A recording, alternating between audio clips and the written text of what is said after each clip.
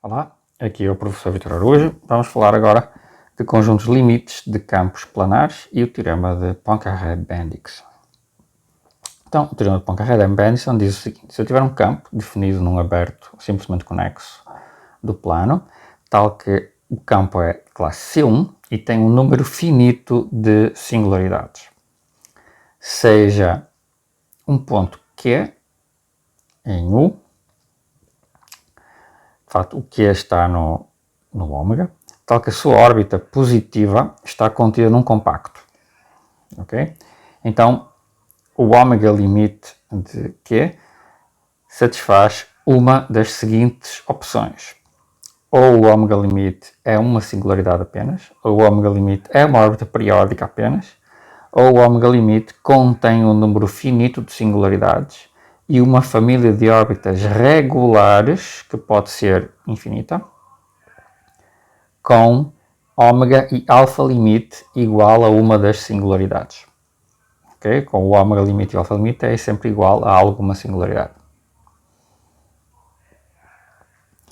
Okay? Este é o teorema de Poincaré-Bendix. Então, todos os ômegas limites dentro de compactos do plano, né, em conjuntos invariantes no plano, todos os ômega limites são ou uma singularidade, ou uma órbita periódica, ou um número finito de singularidades e órbitas regulares que conectam essas singularidades no sentido de que o alfa limite é uma singularidade e o ômega limite é outra singularidade.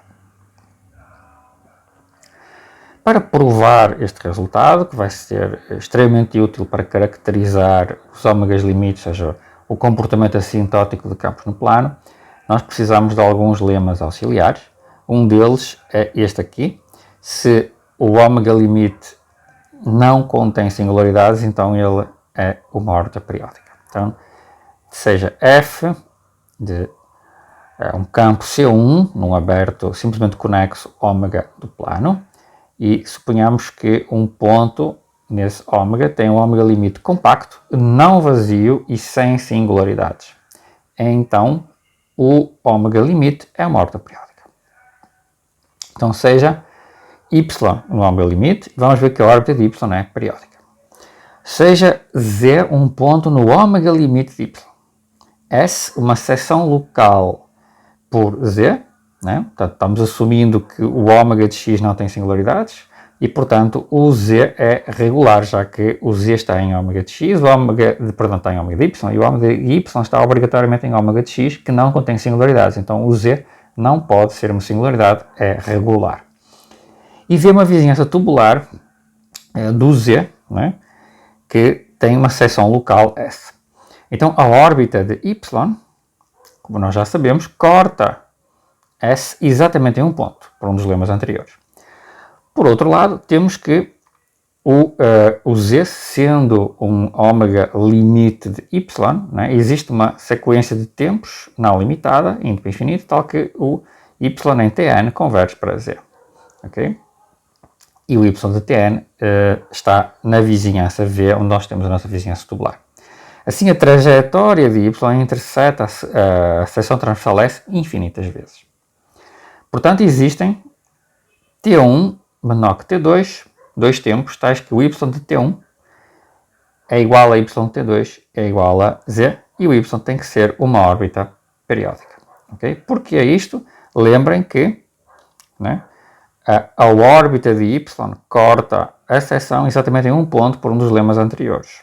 Okay? Porque y é uma trajetória dentro de um ômega limite. Okay?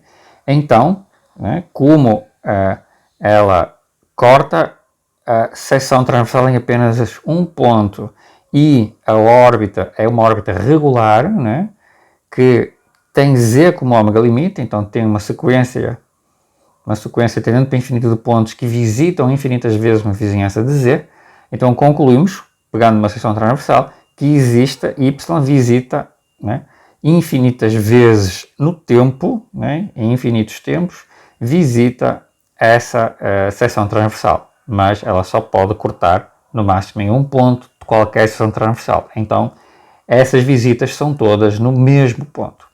E, portanto, eu tenho dois tempos onde y visita a mesma seção transversal no mesmo ponto. Portanto, y tem que ser uma horta periódica. Okay? Isto completa a prova.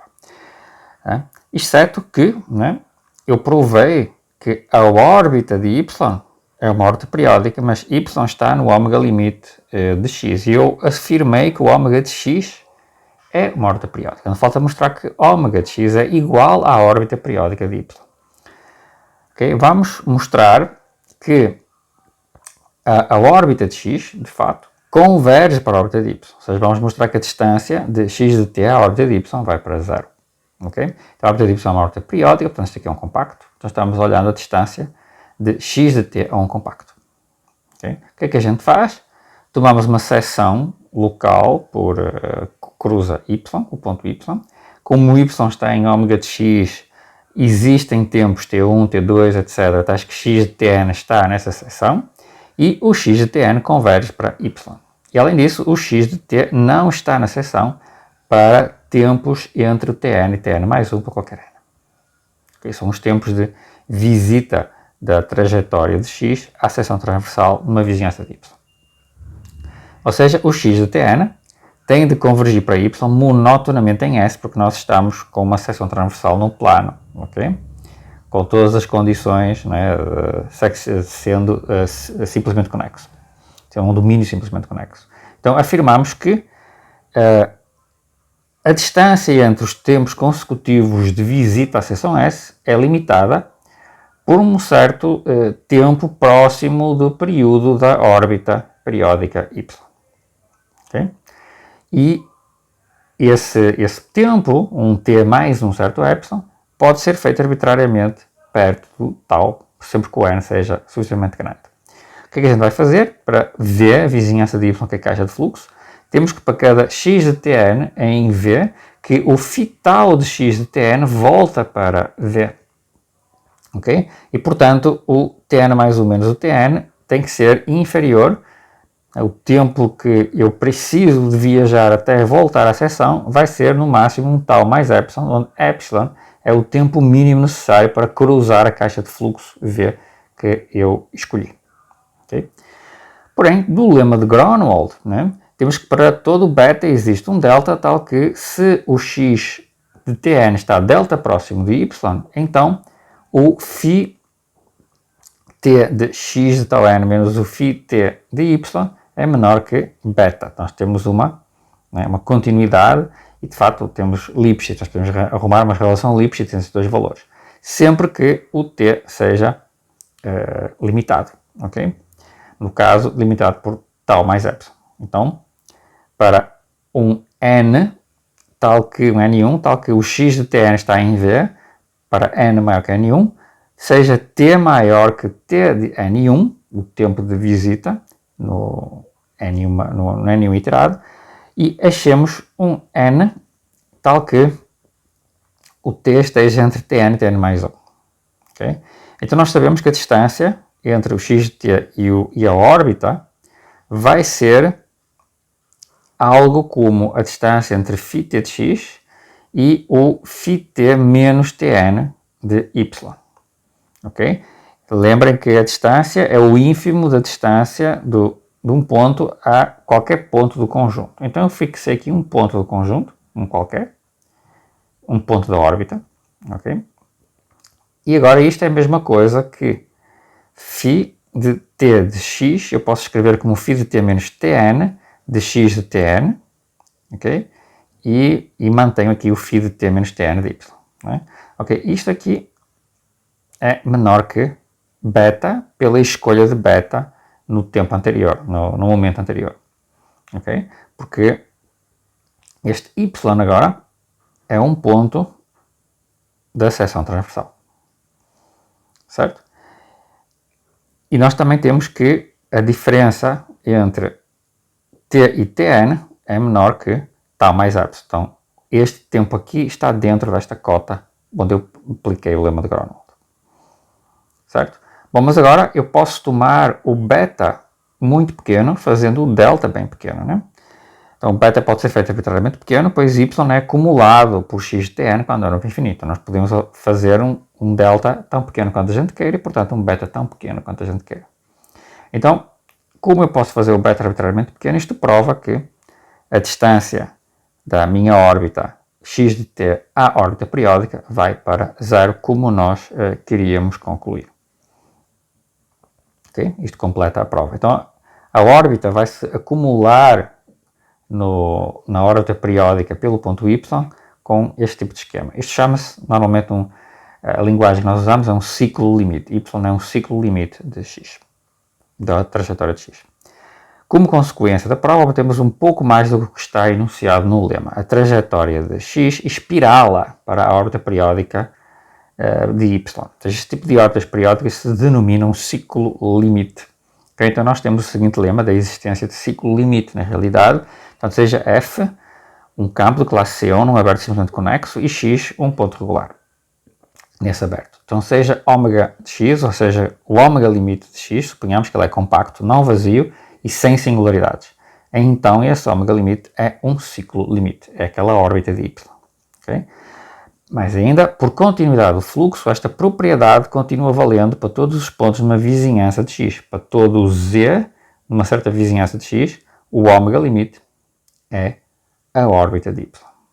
Ok? Por uma questão de continuidade do fluxo, porque numa vizinhança do x, né, eu vou levar a órbita de um ponto z numa vizinhança de x para uma vizinhança da órbita de uma órbita de um iterado, né, de um futuro iterado da órbita de x. Certo? E esses futuros iterados eles estão contidos entre pedaços da trajetória da órbita de x. Certo? Então, seja f de classe C1 um aberto simplesmente conexo, x um ponto regular e o ômega um compacto. E seja y um ponto do ômega limite. Se o ômega limite de y tem algum ponto regular, então a órbita de y é um ciclo limite e o ômega de x corresponde à órbita de y. Okay? Então, isso aqui, em vez de eu dizer que o ômega limite de x não tem singularidades, eu supus o seguinte: suponhamos que eu tenho um ômega de x compacto e um ponto no ômega limite, né, cujo ômega limite é regular. Okay? Então, o ômega limite tem algum ponto regular. O ômega limite desse ponto no ômega limite de x. Então, automaticamente eu tenho a mesma conclusão. A órbita desse ponto é um ciclo limite. Ok? Porquê? Se eu tiver um ponto regular no ômega limite de y, eu posso tomar uma seção transversal. Então, o y cruza S apenas uma vez, lemas anteriores, né? Mas também em infinitos instantes no tempo, porque o P está no ômega limite de y. Logo, a órbita de y tem que ser periódica. E para provar que o ômega limite de x é a órbita de y, observemos que, como o ômega de x é compacto, por hipótese, então ele tem que ser conexo, por uma das propriedades do ômega limites, e a órbita de y é fechada. Okay? Então vamos mostrar que a órbita de y também é aberta no ômega limite de x. Para cada q na órbita de y e para uma certa vizinhança tubular de q, vamos ver que o aberto, digamos, o interceptado com a órbita de y é igual a o interceptado com a órbita de x, o que mostra que a órbita de y é aberta em ômega de x. Okay? Então vamos arrumar, vamos ver que a órbita de y pode ser enxergada, né, como um aberto relativo dentro do ômega de x.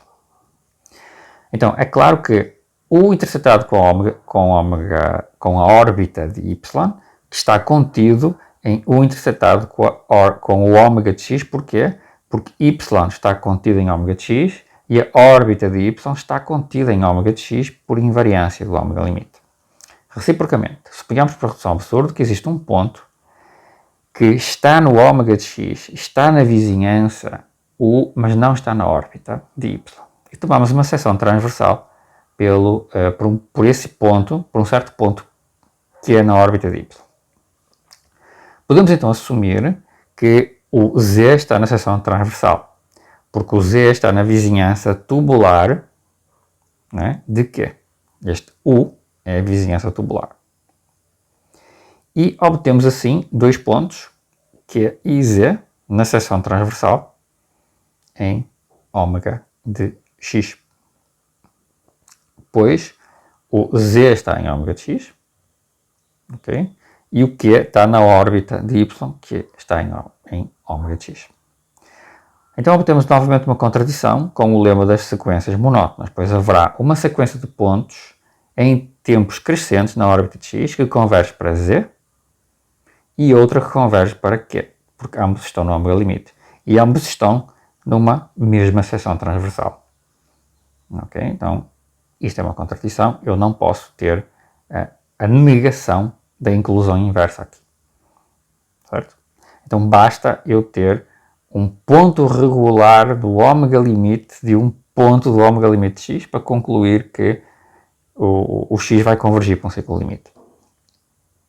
Agora estamos prontos para entender a prova do teorema de Poincare-Bennigsen. Suponhamos que Q tem uma órbita positiva num compacto. Se o conjunto ômega limite de Q tem apenas pontos singulares, se ele só tem singularidades, como o ômega é conexo e os pontos singulares são finitos, então o ômega é apenas um ponto singular do campo. Se ele tiver dois pontos singulares, né? Se ele tiver dois pontos singulares, a órbita do Q teria que oscilar entre esses dois pontos singulares. E, portanto, ela teria que ter um ponto de acumulação entre esses dois pontos singulares. Ok? Então, como o número de pontos singulares é finito, né, eu teria que garantir que no caminho teria outro ponto singular. Certo? Mas isso eu posso repetir, e então eu teria um número infinito de pontos singulares. Então eu não posso ter, de fato, dois pontos singulares no ômega limite de Q, sabendo que ele apenas tem pontos singulares. Okay?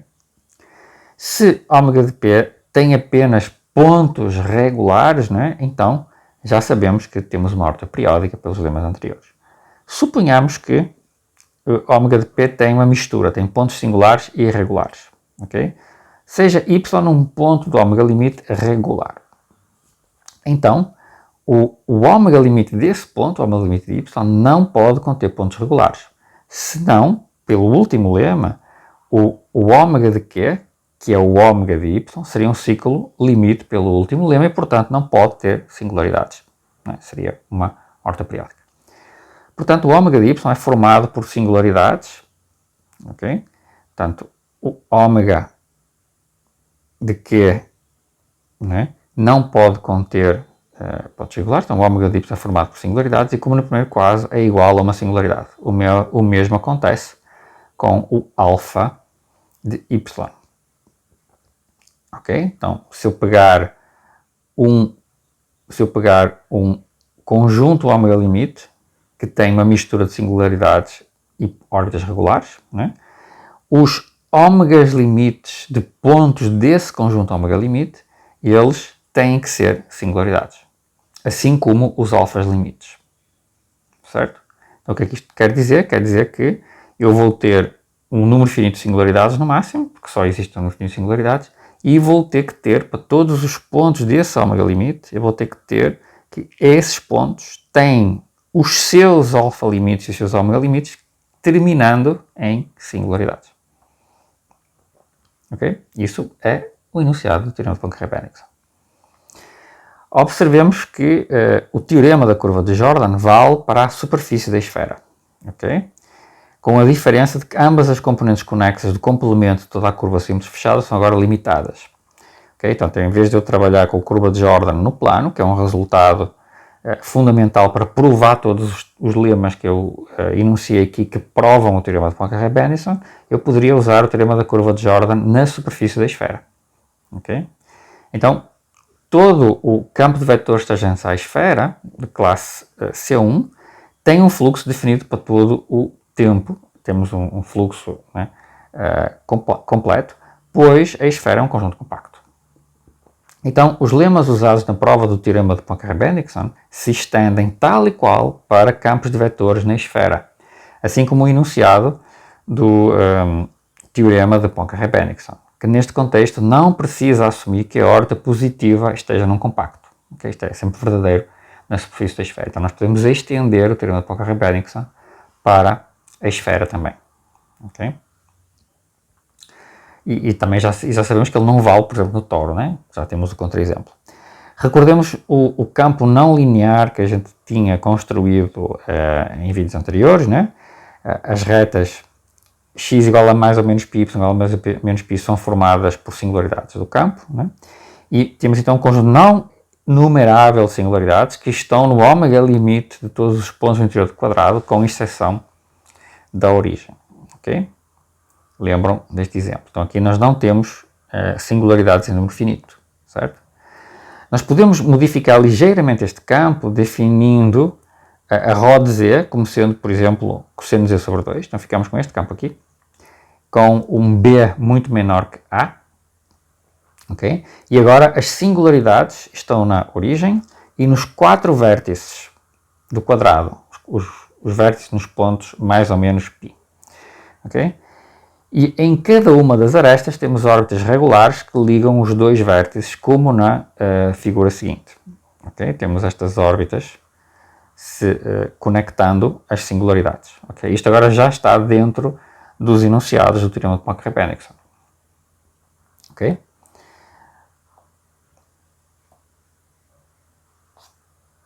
Então, desta maneira, nós temos um conjunto limite formado por um número finito de singularidades e órbitas regulares ligando estas singularidades, como no último item do teorema de Poincaré-Bennigsen.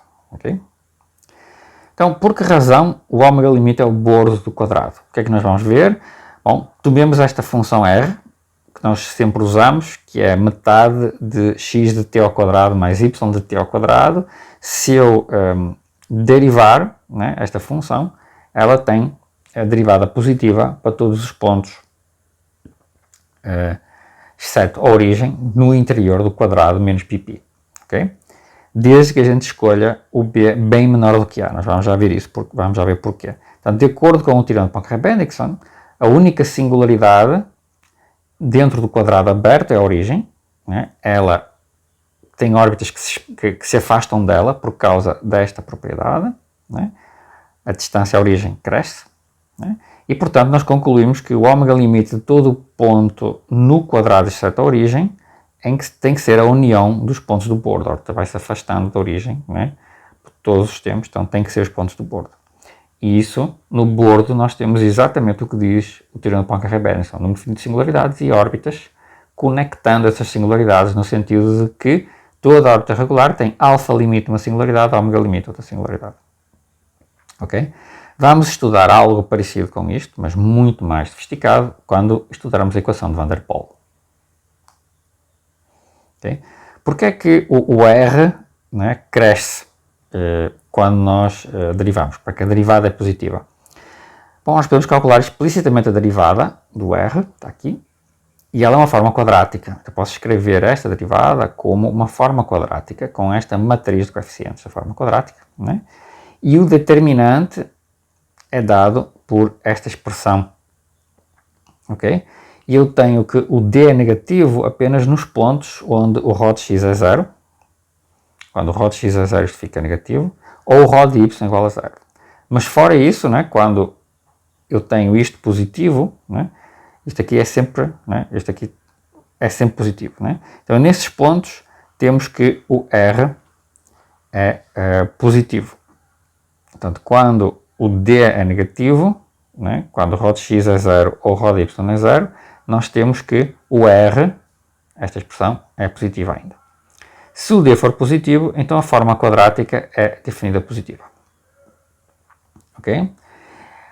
O determinante sendo positivo significa que a forma quadrática vira, no caso, definida positiva, porque estes sinais aqui são positivos.